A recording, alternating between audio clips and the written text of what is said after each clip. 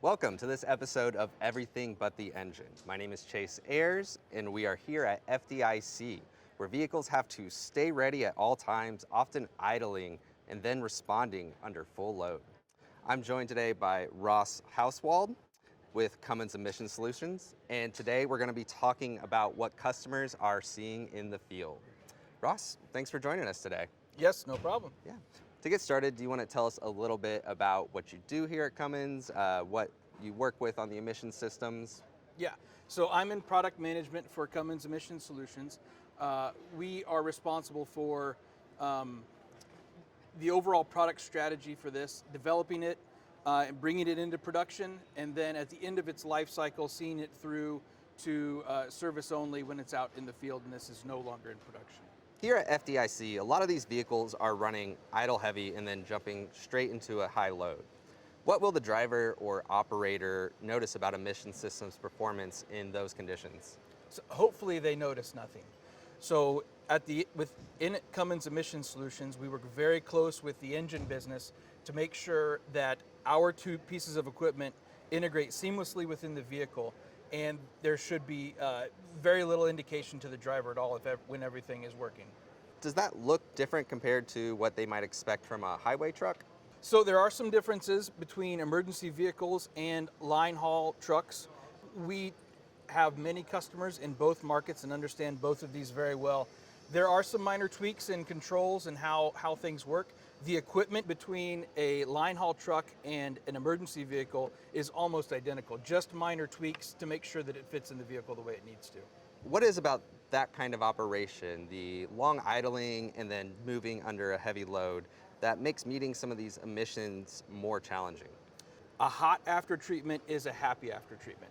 We need this to be at operating temperature as soon as possible so it can do its job and help us to meet our tailpipe emissions regulations. Long idle periods don't provide a lot of that heat that we need. So that is a challenge of this duty cycle.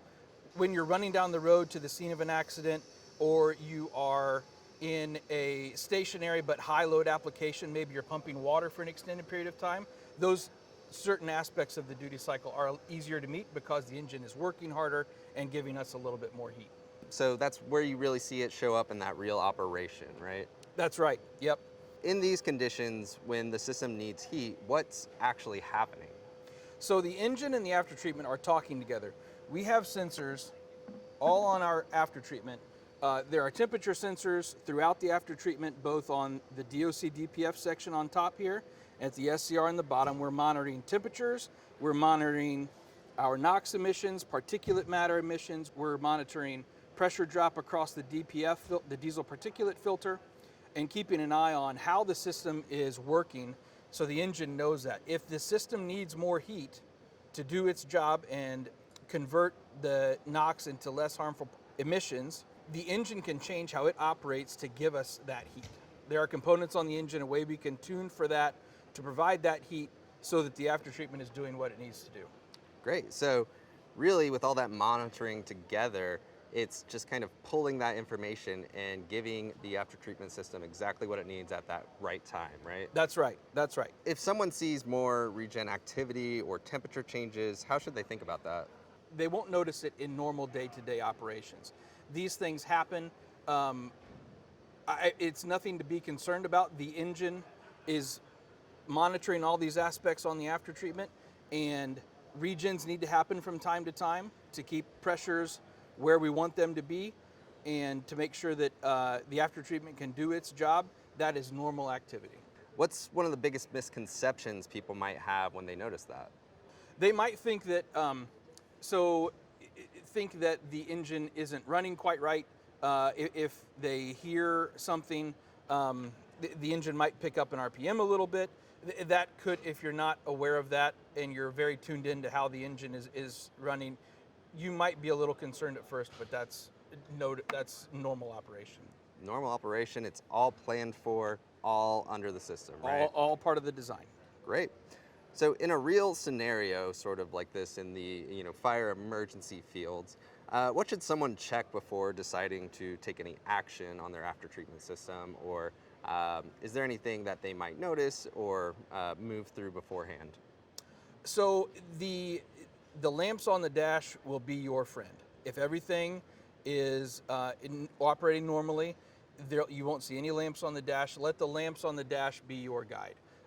There are no physical checks. There's nothing, no gauges to monitor on the after treatment or the engine. This system will be looking at the sensors in their various locations with all that information, and will tell you when there's a problem. Is there anything else you kind of want to expand on or move through? So this is a scale model of our new product for 2027. In 2027, we are seeing lower emissions regulations for medium and heavy duty vehicles of all kinds. Trucks, school buses, emergency vehicles like here at the FDIC show.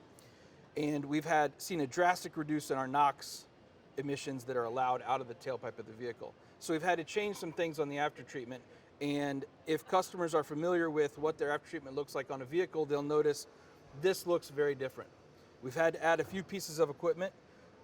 Number one, the biggest noticeable change, instead of one assembly, this is now two assemblies. We have the DOC DPF here on top and the twin SCR on the bottom. I'll talk about each of those. We also had to add electric heaters. So the benefit of these electric heaters, we mentioned earlier that a hot after treatment is a happy after treatment. These provide heat to the after treatment when and where it's needed, with the help of a 48-volt alternator on the engine to deliver that precise help the thermal management needs, and can help keep this in its happy spot for operating and meeting emissions. With the lower emissions regulations, we've had to add some catalyst to this. That's why it had to be split into two pieces. We know what space we have to work with on the vehicles, and we had to make it fit, and this is the best shape that fits the vehicles. If it doesn't fit on a vehicle, it doesn't do anybody any good. On the twin SCR, these are the same types of SCRs that we have on our trucks today, but we've had to split them into two pieces. We could have had one long section that would work fine, but the fitment problem would still be there.